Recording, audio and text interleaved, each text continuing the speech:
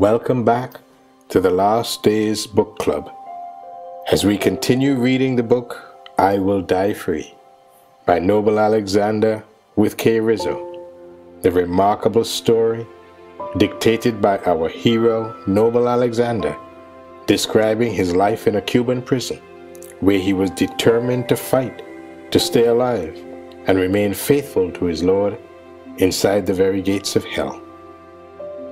In our last reading, chapter 13, entitled Life in the House of the Dead, Noble and 850 political and religious prisoners went on a hunger strike, which ended being revealed to Amnesty International and to the International Red Cross.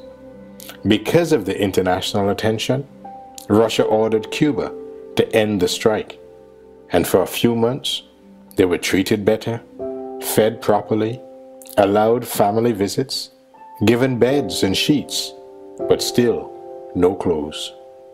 They fashioned clothes for themselves from the sheets they were given.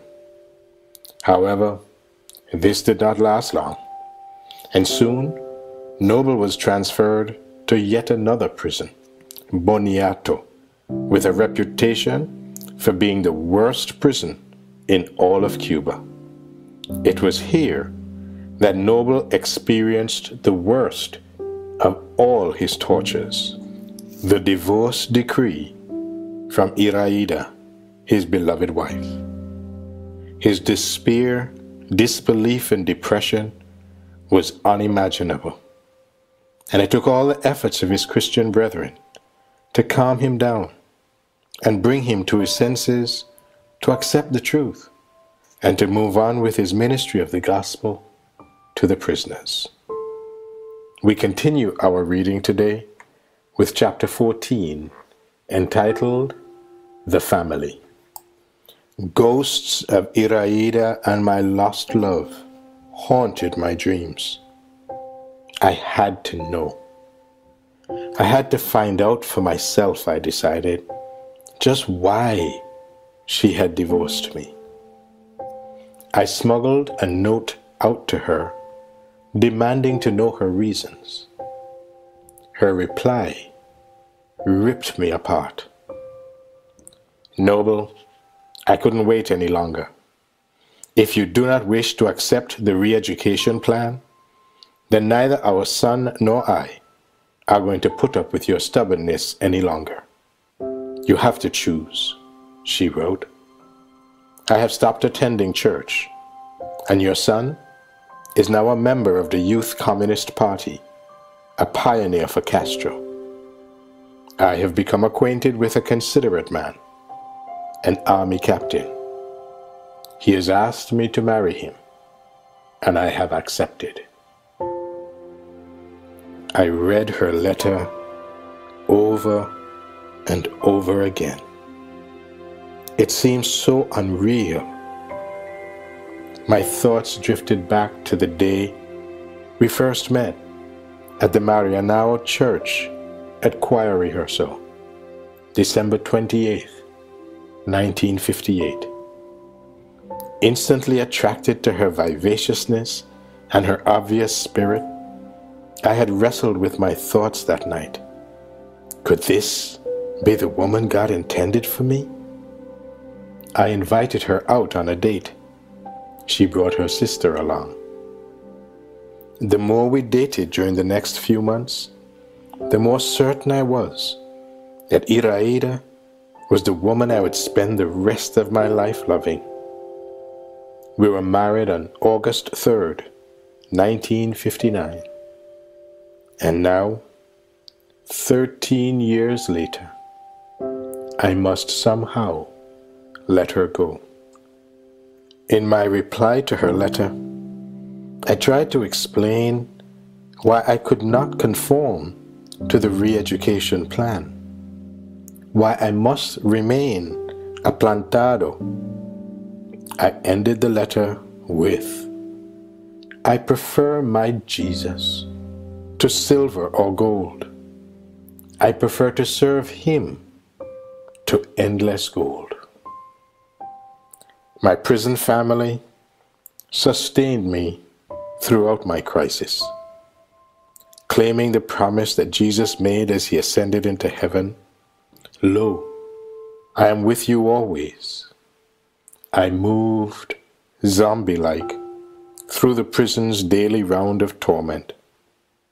Whenever I threatened to break or slip backward, a brother was always there to prod me out of my despair. Slowly, I recovered. The work of the infant church at Boniato forced me back to life. The church became my wife and my son. About this time, I met Andres Gomez, a lawyer and a former ambassador to a number of Latin American countries. When Fidel Castro won the revolution, Brother Andres was sent to France as the Cuban ambassador. As the Cuban government took on an uncomfortably reddish hue, Andres and others of his colleagues who had been exiled to Europe conspired to invade Cuba and to retake it. In 1961, before the Bay of Pigs invasion, Andres traveled to the United States, then secretly entered Cuba in order to pave the way for the invasion. Caught, tried, and sentenced to death by a firing squad, Andres awaited his fate. When the news of his sentence leaked out to other countries, the presidents of the countries where he had served over the years appealed his death decree. The resulting pressure caused the Central Committee to change his sentence to 30 years of hard labor. During the War for Independence against Spain, between 1895 and 1902, Andres's grandfather, Maximo Gomez, had been the leader of the Cuban struggle. Maximo would have been the first Cuban president, but when asked to assume the position, he declined with the words, "It is my work to emancipate, not to govern."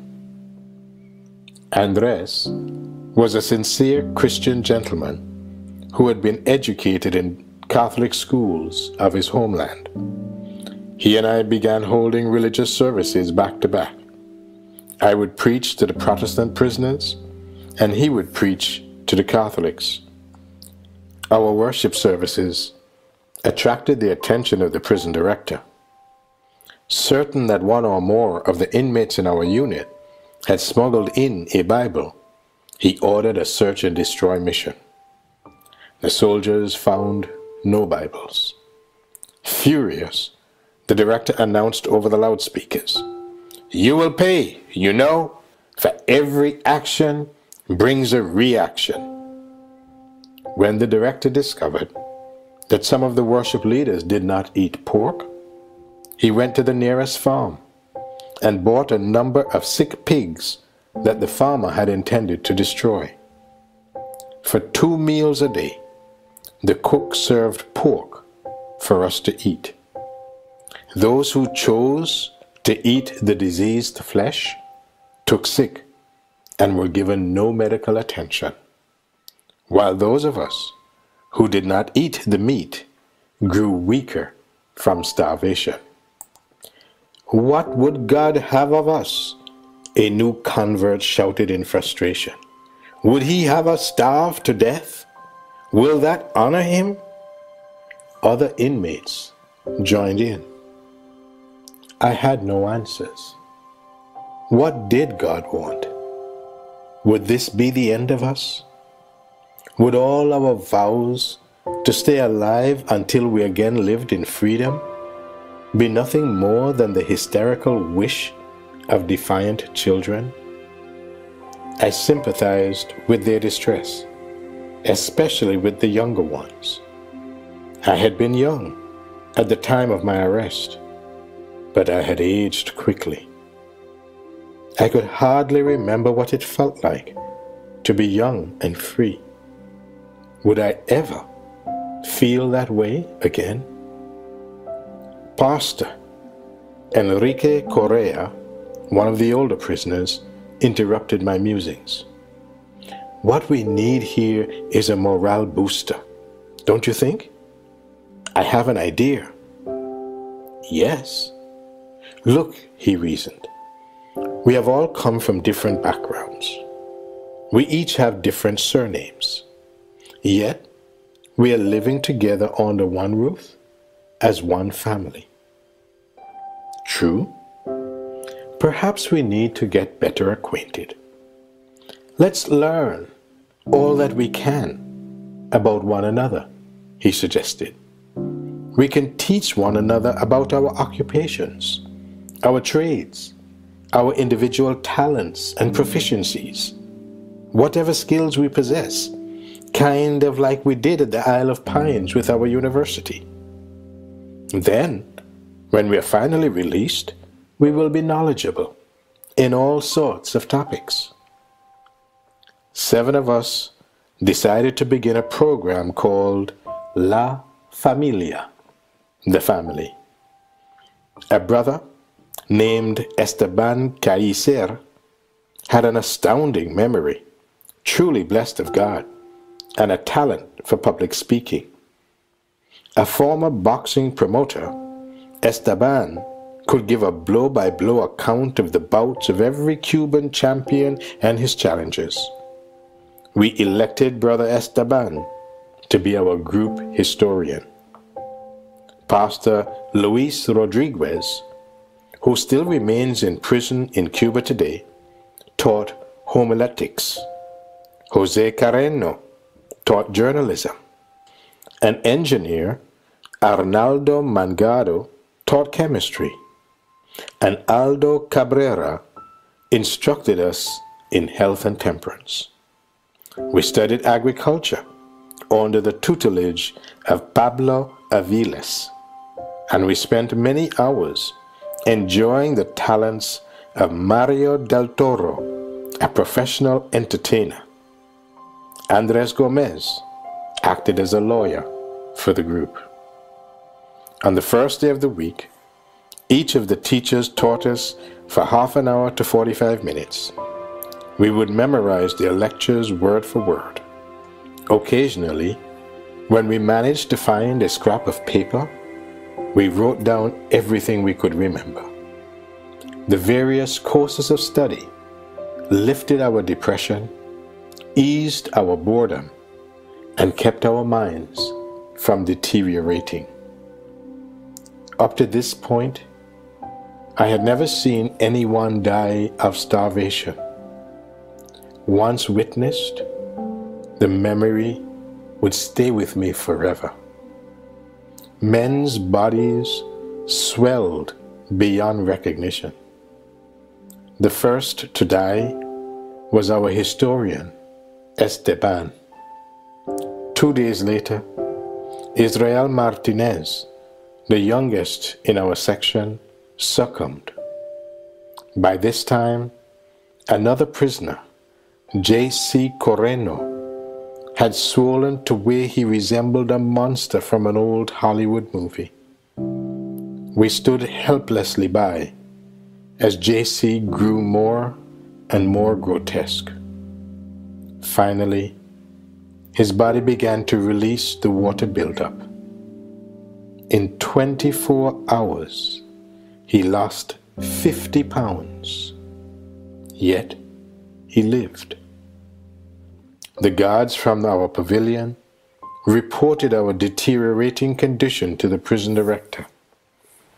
Concerned with his own image as prison commandant, and fearing the possibility of adverse information leaking to the international press, the director sent 3 officers to question us and to give us a physical examination.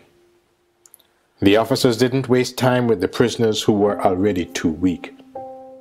They left them to die. They examined and questioned the rest of us, trying to make us promise that we would cease to worship. A few desperate men chose not to suffer any longer and betrayed their ideals. These men were instantly removed from our midst. What happened to them after they left us? I do not know. I do know, however, that it was with sadness, not censure, that we said farewell. No one can be truly certain of his faith and his endurance until he is forced to test them. We who continued to resist were transferred to an isolation ward. The reason? Preparing to hold the first Congress of the Communist Party of Cuba, the Central Committee was afraid that our hunger strike might unmask the carefully designed facade they wished to present to the world community. A special detachment of soldiers guarded our section of the prison to prevent any unauthorized communication from escaping to the outside world. Instead of taking us to the general prison clinic to visit the doctors came to our dungeons to examine us. They immediately began pumping all kinds of nutrients into us to build up our systems in record time.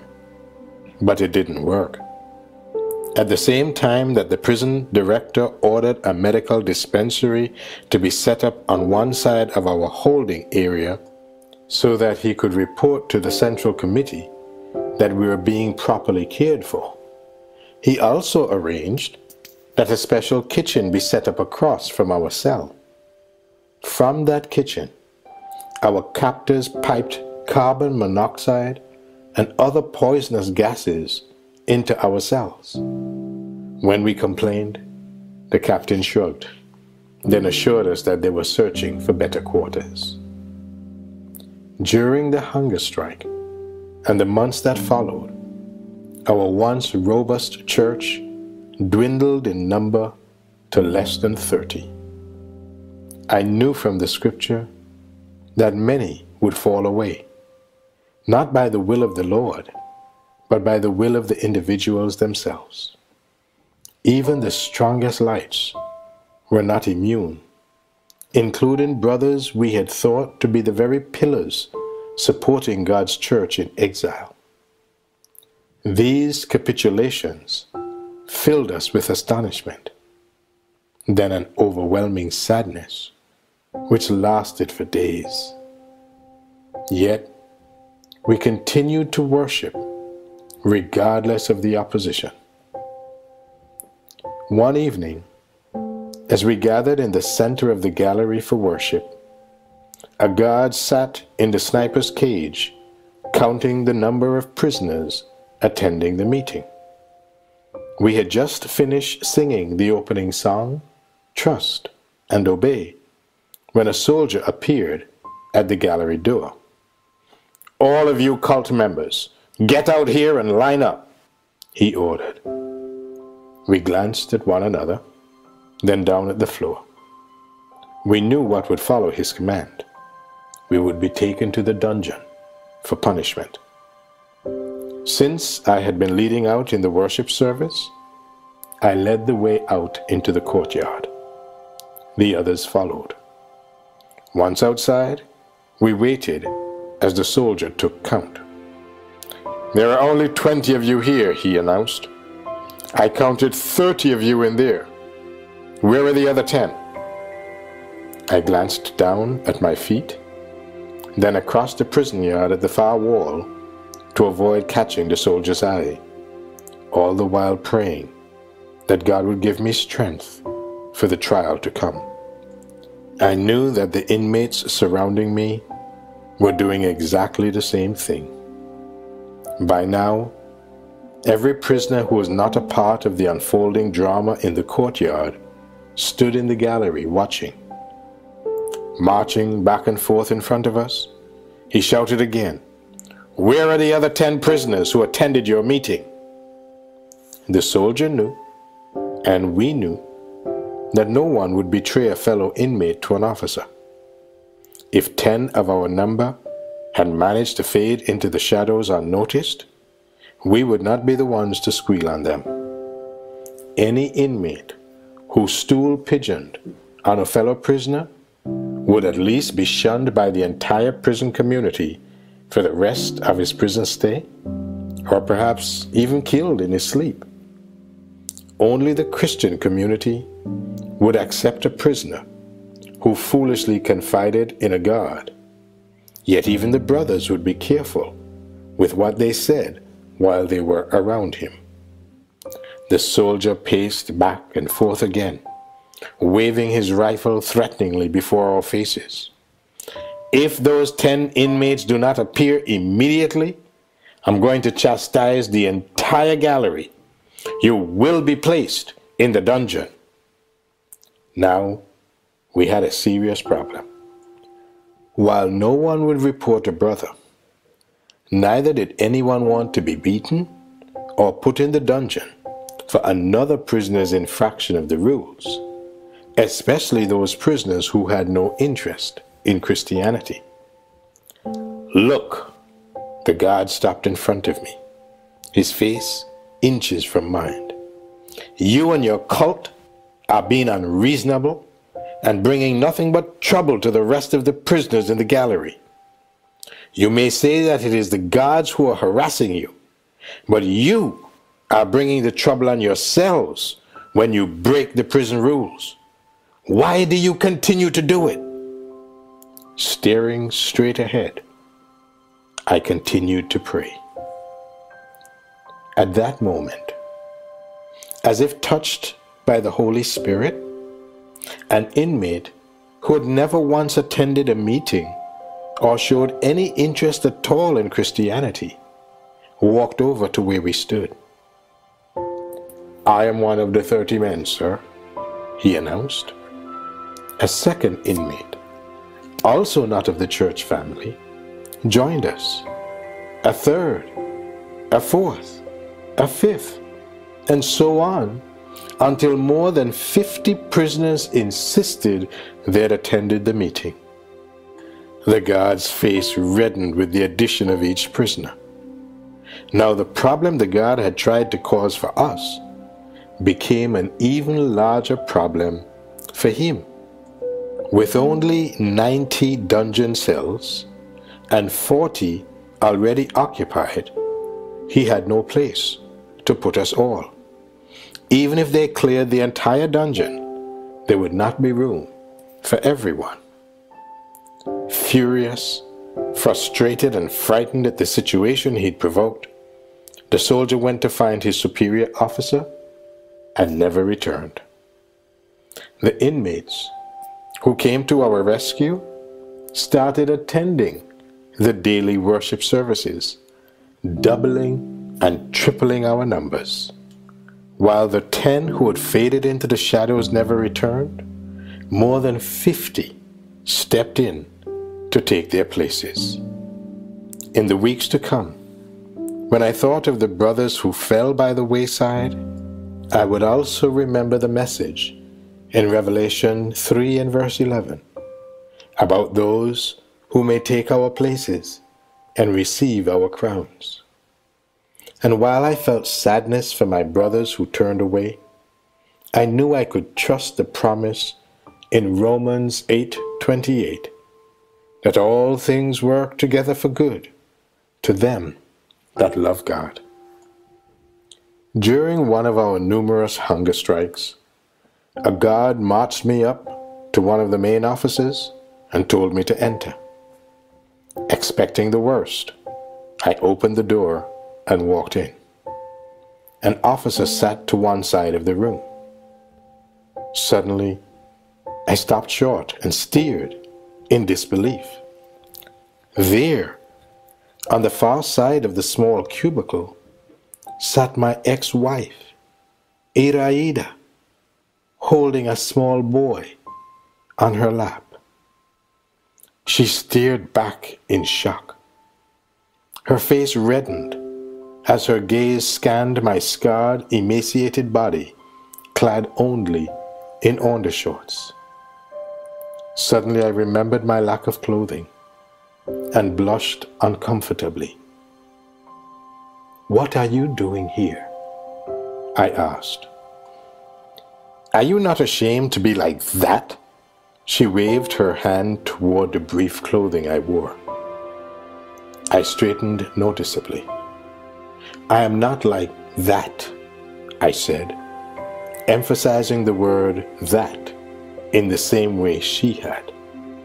It is your people who keep me like that. Flustered, yet indignant, she changed her attack. Just why did you send for me, being in that condition? I am remarried, and this is our son. What if he tells his father that I went to see a naked man? I didn't send for you. I fought to control the anger seeping into my voice. Your people did all of this. The last person I expected to meet when I opened that door was you.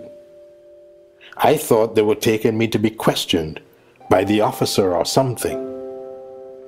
The officer, seeing our annoyance with one another, realized the error and stood up. This visit is cancelled. Turning to the guard who had brought me to the office, he ordered, "Take Alexander back to his department."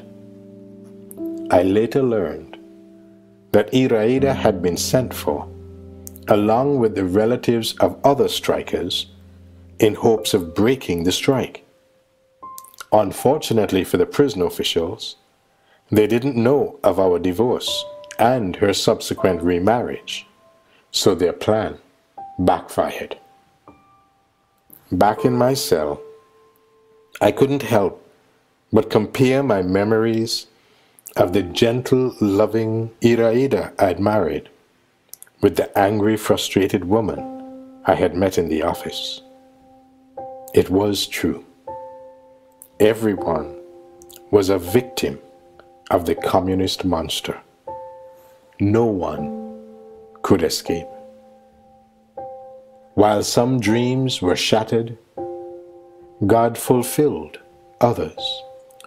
2 Adventist pastors came to visit me and Dr. Pedro de Armas, a former Cuban Adventist church official who was in the same prison with me, though on a different floor. News of the church that had been raised up in the prison had reached beyond the prison walls, and a number of my brothers in Christ made arrangements for these 3 ministers to ordain me. The biggest obstacle was that I lived on the 4th floor and Dr. de Armas lived on the 1st floor. This meant that we had different visiting hours. I arranged with the guards to go out during the 1st floor visiting hours, and the guards, thinking my desire to speak with non-plantados might mean I was weakening, gave their permission. I stepped up to Pastor de Armas and introduced myself. He, in turn, introduced me to the other 2 ministers. For a few minutes, they quizzed me about my prison ministry. They spoke of Matthias in Acts 1:24-25 and of 2 Corinthians 3:1-6. Then they ordained me as a minister of the gospel of the Seventh-day Adventist Church. A joy like I'd never experienced before engulfed me. Though it had taken many years, the dreams of my youth were fulfilled.